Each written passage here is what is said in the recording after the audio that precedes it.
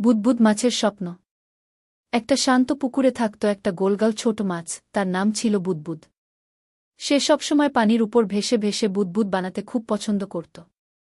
একদিন বুদবুদ আকাশের দিকে তাকিয়ে দেখল সাদা মেঘ ভাসছে।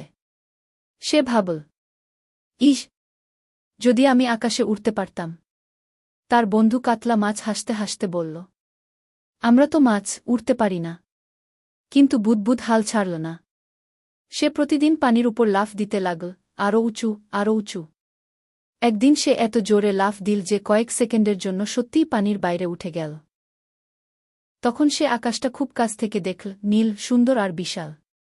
পানিতে ফিরে এসে বুদবুদ খুশিতে বলল, আমি উড়তে না পারলেও আকাশ ছুঁতে পেরেছি। তার বন্ধুরা অবাক হয়ে গেল। তারা বুঝল, ছোট ছোট চেষ্টা দিয়েও বড় স্বপ্ন ছোঁয়া যায়। শিক্ষা: চেষ্টা করলে অসম্ভবও একটু হলেও সম্ভব হয়।